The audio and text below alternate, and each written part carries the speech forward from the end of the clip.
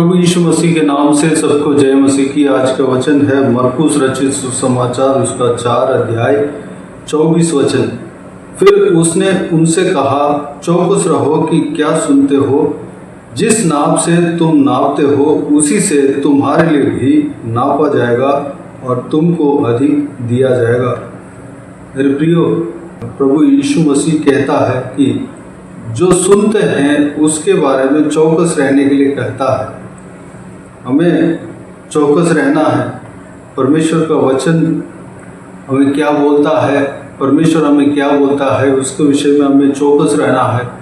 उस बात को इम्प्लीमेंट करने में चौकस रहना है, उस बात को करने में हमें चौकस रहना है।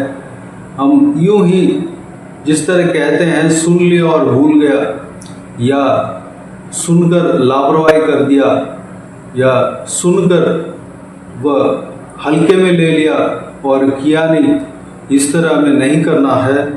हमें चौकसी से उस बात को बहुमूल्य समझना है। वो बहुमूल्य बात है।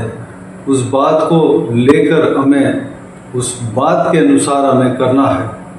हमें हल्के में नहीं लेना है। ये हल्की बात नहीं है। परमेश्वर की आवाज़ जो है वह बहुत बड़ी बात है, बहुत महत्वपूर्ण बात है। परमेश्वर का वचन जो है बहुत महत्वपूर्ण बात है, वह जीवन की बात है। मेरे प्रियो, हमें चौकसी से काम करना है। हम लापरवाही के साथ हमें नहीं रहना है, हमें चौकस रहना है। मेरे प्रियो, प्रभु यीशु मसीह जो भी हमसे कहता है उस बात पर हमें चलने के लिए हम मन लगाना है। उस काम को करने के लिए ही हम चुने गए हैं। दूसरी बात, प्रभु यीशु मसीह कहता है, जिस नाप से तुम नापते हो उसी से तुम्हारे लिए भी नापा जाएगा। हम जिस नाप से नापते हैं, जैसे हमारा कर्तव्य है, जैसे हमारा बिहेवियर है, उस बिहेवियर के अनुसार ही हमारे साथ किया जाता है, हमारे साथ किया जाएगा। अगर परमेश्वर के वचन को आप बहुमूल्य समझते हैं तो आपके मांग को भी परमेश्वर जो है उसी तरह ट्रीट करेंगे। परमेश्वर का वचन को जितना आप इज्जत देते हैं, जितना आप आदर करते हैं, उतना ही आदर जो है परमेश्वर आपको दिलाएंगे। मेरे प्रियो, आप जिस नाप से नापते हो, जितना परमेश्वर के काम को बहुमूल्य समझते हो, उतना ही आपके साथ भी किया जाएगा। अगर आप लापरवाही करते हैं तो आपके विषय में भी परमेश्वर लापरवाही करेंगे।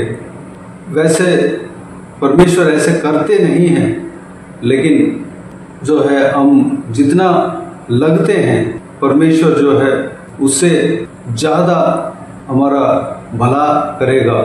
हम जितना कदम आगे बढ़ते हैं उससे अधिक परमेश्वर हमारे निकट आएगा। मेरे प्रियो, हमें परमेश्वर के काम को करने में चौकस रहना है।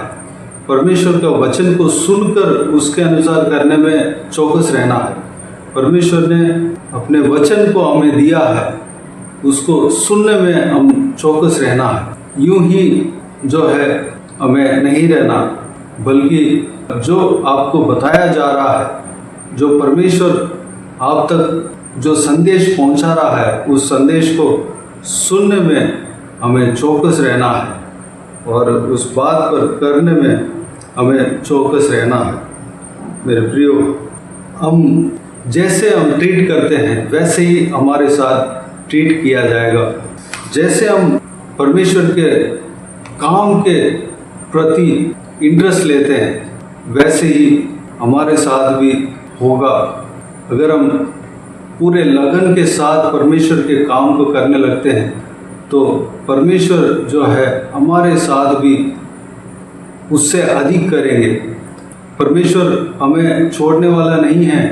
हम इंसान हैं, हम दुर्बल हैं, हम ऐसा कर भी सकते हैं, हमारे बल से ज़्यादा हम नहीं कर सकते, लेकिन परमेश्वर उस बात को समझता है हमारे अंदर जो इच्छा को, आशा को, चाहत को समझता है, हमारा दुर्बलता को वह समझता है।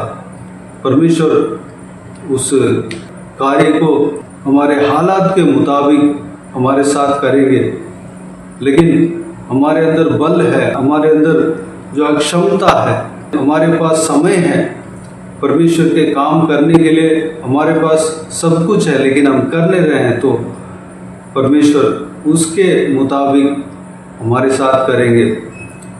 जैसे हम कर रहे हैं वैसे ही हमारे साथ होगा। जिस नाप से हम नापते हैं उस नाप से ही हमारे लिए नापा जाएगा। अगर हम परमेश्वर के लिए ज़्यादा कर रहे हैं तो परमेश्वर हमारे लिए भी ज़्यादा करेंगे। हम परमेश्वर के लिए ज़्यादा दे रहे हैं तो परमेश्वर हमारे लिए भी उसी हिसाब से देंगे, यानी कि उससे बढ़कर हमें देंगे। अगली बात यहाँ पर कहा गया है, और तुमको अधिक दिया जाएगा। जो व्यक्ति अच्छा काम करता है उसको और भी काम मिलता है। जो व्यक्ति पूरे लगन के साथ परमेश्वर के वचनों को पालन करने के लिए वह अपने आप को सौंपता है, परमेश्वर उसके हिसाब से उससे अधिक उनके साथ करता है। एक तो जिस नाप से हम नापते हैं उस हिसाब से परमेश्वर हमारे लिए देते हैं, उससे अधिक भी हमें देते हैं। मेरे प्रियो, जिस तरह हमने देखा, हम जितना कदम हम आगे बढ़ते हैं उससे अधिक परमेश्वर हमारे निकट आता है। जितना हम परमेश्वर के लिए काम करते हैं उससे अधिक हमारे साथ भलाई होता है, परमेश्वर हमें आशीष देते हैं। मेरे प्रियो, परमेश्वर हमें जो है जिस काम के लिए चुना है उस काम को करने के लिए मन लगाए। हम जितना एफर्ट डालते हैं उसी के हिसाब से, बल्कि उससे ज़्यादा परमेश्वर हमें देगा, हमें आशीष देगा, और काम देगा, और सामर्थ्य देगा, और बल देगा, और हमें आशीष करेगा। मेरे प्रियो, इस बहुमूल्य बात के लिए परमेश्वर को धन्यवाद दें, स्तुति करें। ये नहीं होगा कि हम करे जा रहे हैं, परमेश्वर का काम को करे जा रहे हैं, लेकिन हमें कुछ नहीं मिल रहा है। ऐसा कभी नहीं होगा। अगर हम परमेश्वर के काम को करेंगे, परमेश्वर के वचन को सुनेंगे, परमेश्वर के वचन के अनुसार चलेंगे, जो काम परमेश्वर ने बताया है उस काम को पूरे लगन के साथ करेंगे, तो उसी हिसाब से हमारे लिए किया जाएगा, भलाई किया जाएगा, आशीष दिया जाएगा। हमारे साथ जो है उसका फल जो है हमको मिलेगा, परमेश्वर हमें देगा, वरन उससे अधिक भी हमें देगा। अगर हम परमेश्वर के लिए जो है, परमेश्वर ने जो काम सौंपा है उस काम को अच्छे तरीके से करते हैं, तो परमेश्वर और हमें ऊपर उठाएगा और हमें जो काम देगा, जिम्मेदारी देगा। यही बात यहाँ पर बताया हुआ है। मेरे प्रियो, हमारा पद को ऊंचा करेगा, अधिकार को ऊंचा करेगा, अधिकार हमें देगा। मेरे प्रियो, इस बहुमूल्य वचन के लिए परमेश्वर को धन्यवाद दें, स्तुति करें। आइए हम प्रार्थना में जाएं। स्वर्ग पिता दयालु परमेश्वर, आपको धन्यवाद देता हूँ आज के इस आपके बहुमूल्य वचन के लिए, सुंदर वचन के लिए आपको धन्यवाद देता हूँ। परमेश्वर, बीते हुए दिनों में हमें संभाला, बचाया, सुरक्षित रखा, आपको धन्यवाद देता हूँ।